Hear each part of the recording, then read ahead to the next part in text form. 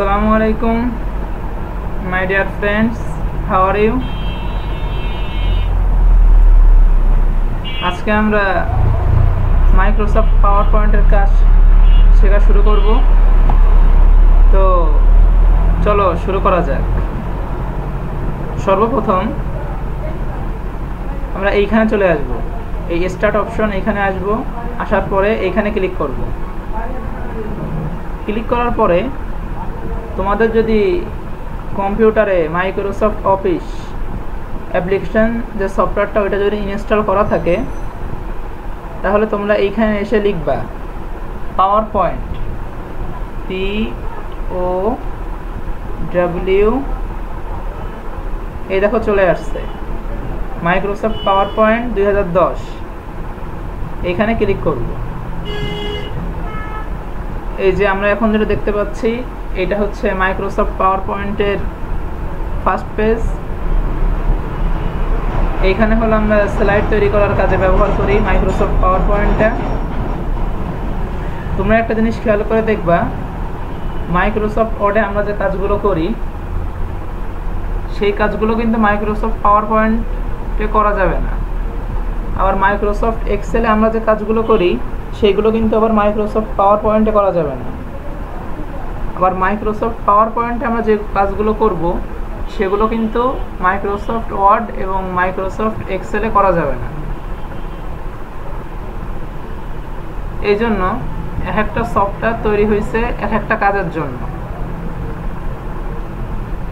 Microsoft word ব্যবহৃত হয় লেখালেখির কাজ করার জন্য, এবং মাইক্রোসফট এক্সেল যে সফটওয়্যারটা আছে ওটা তোমরা সবাই জানো, ওইটা ব্যবহার করা হয় হিসাব নিকাশ করার জন্য। যোগ বিয়োগ গুণ ভাগ, পার্সেন্ট, অ্যাভারেজ, রেজাল্ট শিট ইত্যাদি ইত্যাদি বিভিন্ন হিসাব নিকাশের কাজে মাইক্রোসফট এক্সেল সফটওয়্যারটা ব্যবহার করা হয়। আর আমরা এখন যেটা ব্যবহার করব মাইক্রোসফট পাওয়ার পয়েন্ট, এইটা তৈরি করা হয় স্লাইড শো তৈরি করার জন্য, বিভিন্ন ধরনের ছবি আঁকার জন্য মাইক্রোসফট পাওয়ার পয়েন্টটা খুবই জনপ্রিয়। তো আমরা এখন থেকে মাইক্রোসফট পাওয়ার পয়েন্টের কাজটা শিখব, এবং এটা দিয়ে আমরা বিভিন্ন ধরনের সুন্দর সুন্দর চিত্র তৈরি করব, ছবি তৈরি করব, অ্যানিমেশন তৈরি করব ইত্যাদি। তো চলো শুরু করা যাক। প্রথমে এইটা হলো মাইক্রোসফট পাওয়ার পয়েন্টের ফার্স্ট পেজ। এখানে তোমরা দেখো যে দুইটা টেবিল আছে, উপরে একটা নিচে একটা। এই প্রথম টেবিলটায় আমরা লিখতে পারি এসকে কম্পিউটার একাডেমি। এটা হলো আমাদের প্রতিষ্ঠানের নামটা আমরা লিখলাম। এখন আমরা নিচে লাইনে ঠিকানা লিখব। তোমাদের যার যেরকম ইচ্ছা সে সেরকম লিখতে পারো, এতে কোনো সমস্যা নেই।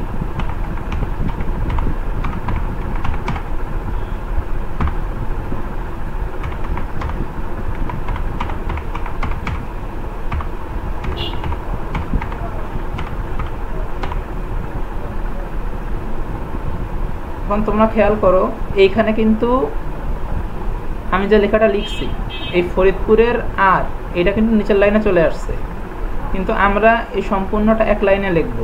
এখন আমরা কি করব, যেহেতু আমাদের টেবিলের সাইজটা ছোট, সেহেতু এখানে জায়গাটা কম, তো আমরা টেবিলের সাইজটা যদি বড় করে দেই তাহলে জায়গাটা বেড়ে যাবে এবং সব কিছু এক লাইনে চলে আসবে।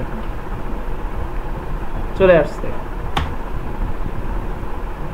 এখন তোমরা আরেকটা জিনিস খেয়াল করো, এই উপরের যে লেখাটা এটা কিন্তু ব্ল্যাক কালার, অ্যান্ড এই আন্ডারে যে লেখাটা এটা কিন্তু অ্যাশ কালার। ঠিক আছে, আমরা এই কালারটাকে আমরা চেঞ্জ করে দেব।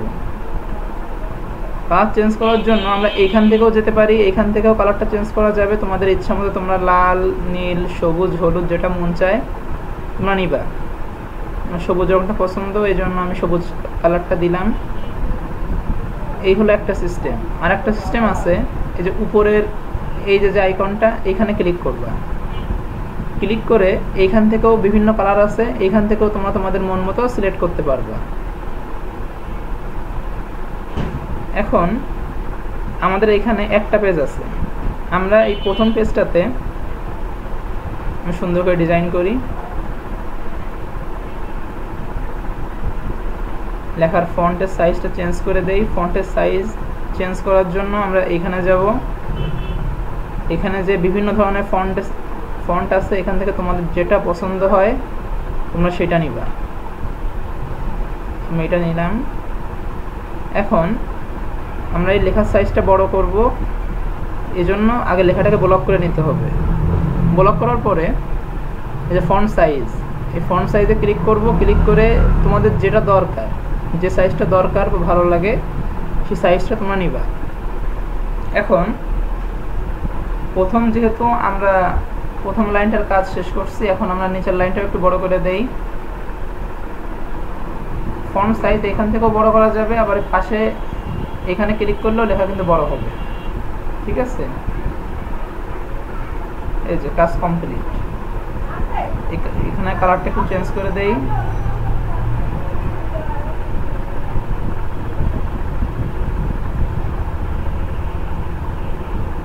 সাইজটা আরো বড় করে দেই। এই যে হয়ে গেল সুন্দর একটা পেজ। এটা হলো একটা স্লাইড। এখন আমরা প্রথম পৃষ্ঠার কাজটা শেষ করলাম, পরবর্তীতে যদি আবার প্রথম পৃষ্ঠায় কোনো কিছু দরকার হয় সেটা আমরা অ্যাড করব। এখন আমরা পরবর্তী আরেকটা পেজ নেব। এখন আমরা কি করব, পরবর্তী আরেকটা পেজ নেওয়ার জন্য এই যে নিউ স্লাইড যে অপশনটা আছে এইখানে একটা ক্লিক করবা। ক্লিক করলে দেখো নতুন আরেকটা পেজ চলে আসছে। আরেকটা বিষয়, আমরা এইখানে যে কাজটা করব আমাদের হাতের বাম সাইডে এইখানে কিন্তু পুরো পেজটা শো করবে। আমরা যে কাজগুলো করতেছি সবগুলো এখানে দেখানো যাবে। যেমন প্রথম পৃষ্ঠায় আমরা এটা লিখছি, এই জন্য এখানে এটা শো করতেছে। আর দ্বিতীয় পেজে আমরা কিন্তু কিছুই লিখি নাই, যেহেতু লিখি নাই পেজটা ফাঁকা রয়েছে, এই জন্য এটা হলো আমাদের যে আউটপুটের যে জায়গাটা সেটা হলো এটা। এখানে তুমি যখন কিছু লিখবা বডিতে তখন আউটপুটে এখানে দেখা যাবে। তো আমরা সাপোজ এখানে লিখলাম বুক, দেখো এইখানে লিখছি, এইখানেও কিন্তু লেখা হয়ে গেছে। এখন এইখানে যদি কালার চেঞ্জ করে দাও বা বড় করো ছোট করো যেটাই করো না কেন এখানে কিন্তু শো করবে। ঠিক আছে, বড় করে দেই। এখন সাপোজ ধরো যে আমরা বইটার দাম লিখলাম হলো 1000 টাকা। নিচের লাইন আর একটা লিখবো হলো বইয়ের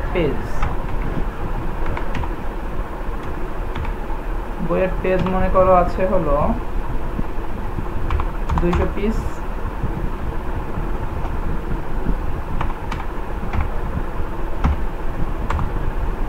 এরকম নিচে আমরা যা যা কিছু দরকার হয় এখানে আমরা লিখবো। ঠিক আছে, এখন ধরো আমাদের এই দ্বিতীয় পেজটাও কমপ্লিট হয়ে গেছে। এখন আমরা আরেকটা পেজ নেওয়ার জন্য আমরা নিউ স্লাইডে আবার ক্লিক করব। এটা আরেকটা পেজ চলে আসছে।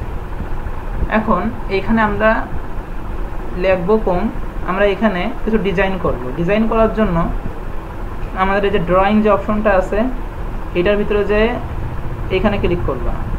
মোড যে অপশনটা আছে এখানে ক্লিক করার পরে এখানে বিভিন্ন ধরনের শেপস আছে। এখান থেকে তোমাদের যেটা ভালো লাগে তোমরা সেই শেপসটা নিয়ে তোমরা কাজ করতে পারো। সাপোজ ধরো যে আমি এটা নিলাম।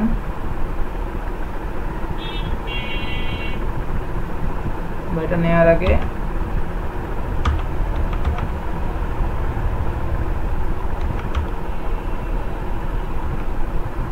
আমরা টেবিলগুলোকে ডিলিট করে নিই। যেহেতু আমরা সুন্দর একটা ছবি আঁকবো এবং আমাদের অনেক জায়গার প্রয়োজন, সেহেতু পেজের থেকে টেবিলগুলো সব বাদ দিয়ে দিলাম। এখন হলো আমরা সুন্দর করে ফ্রেশ একটা পেজে ছবি আঁকতে পারবো। ঠিক আছে,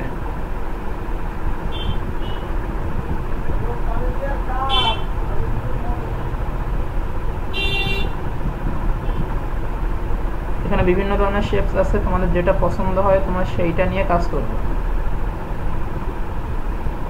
এখন একটা জিনিস খেয়াল করো, এইখানের যে কালারটা আছে এটা কিন্তু ব্লু কালার। আমরা এই শেপের যে ফিল, এটা ব্লু কালার, এটা আমরা চেঞ্জ করে দেব। এটা সাপোজ ধরো আমরা গ্রিন কালার দিয়ে দেই, এবং এইটার মাঝখানে আমরা একটা বৃত্ত আঁকবো। যেহেতু আমরা জাতীয় পতাকা আঁকবো, সেহেতু মাঝখানে একটা বৃত্ত আঁকবো। এখন বৃত্ত আঁকার পরে দেখো বৃত্তর কালারটাও কিন্তু ব্লু। সো আমরা এই সার্কেলের কালারটা রেড করে দেই, শেপ ফিল, এখানে ক্লিক করে যে রেড কালার ক্লিক করলাম, এই যে হয়ে গেল আমাদের সুন্দর একটা জাতীয় পতাকা। এটা আমরা এঁকে ফেলালাম। এগুলো আসলে তৈরি করা খুবই সহজ।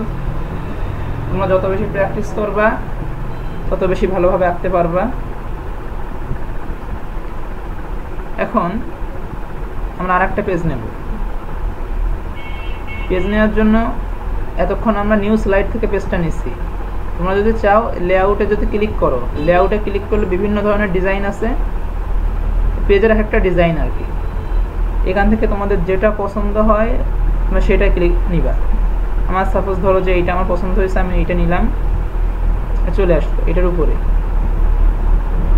তো যেহেতু আমরা নতুন একটা পেজ নেব, এই পেজে তো আমরা অলরেডি একটা ন্যাশনাল ফ্ল্যাগ যেটা সেটা আঁকছি, যেহেতু আমরা এটা ডিলিট করে দেই।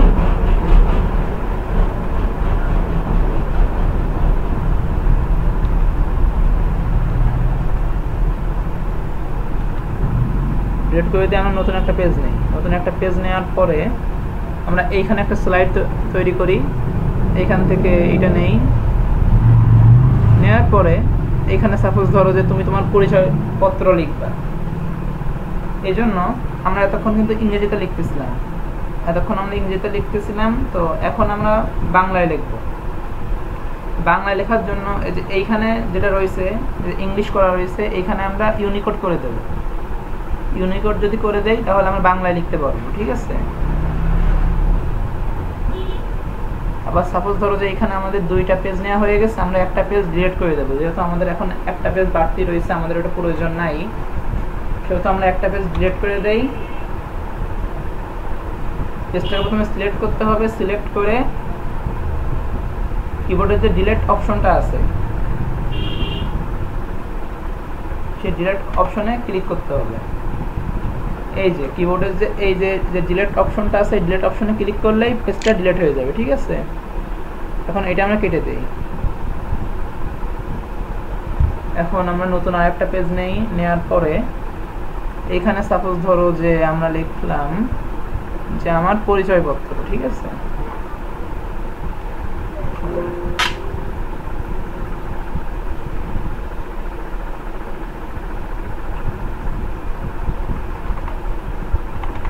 আমার পরিচয় পত্র। তো এইখানে দেখো একটা অপশন রয়েছে ইনসার্ট পিকচার সিলেক্ট। এখানে হলো আমরা আমাদের ছবি অ্যাড করব। এজন্য আমরা এখানে সিলেক্ট করলাম। সিলেক্ট করার পরে তোমার কম্পিউটারে যতগুলো ফাইল আছে, ছবির যতগুলো ফাইল আছে, এখান থেকে তোমার যেটা ইচ্ছা তুমি সেটাই নিতে পারো, ঠিক আছে। তোমার কম্পিউটারে যতগুলো ফাইল থাকবে এখানে সব কিছু শো করবে। আমার ফাইলটা আমি যেহেতু ডেস্কটপে রাখছি, এর জন্য আমি ডেস্কটপে ক্লিক করব। ক্লিক করার পরে যে ফোল্ডারে রাখছি সেই ফোল্ডারে ক্লিক করলাম। ক্লিক করে এই যে এই ছবিটা আমার পছন্দ হয়েছে, এটা আমি নিলাম। এটা একটু বড় করে দেই যাতে তোমরা সম্পূর্ণটা দেখতে পাও।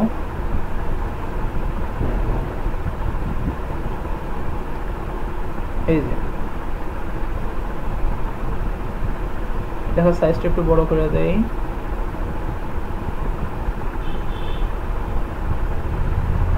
ব্যাস,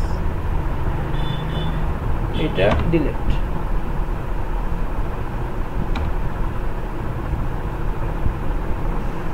এটা যেহেতু আমরা মাইক্রোসফট পাওয়ার পয়েন্টের ক্লাস করতেছি, এই জন্য এটার কাজই হলো স্লাইড তৈরি করা। সো আমরা একটা স্লাইড তৈরি করলাম। এখন তোমাদের নতুন যে জিনিসটা দেখাবো, আমরা নতুন একটা পেজে যাই, এইখানে আমরা কিছু লিখি।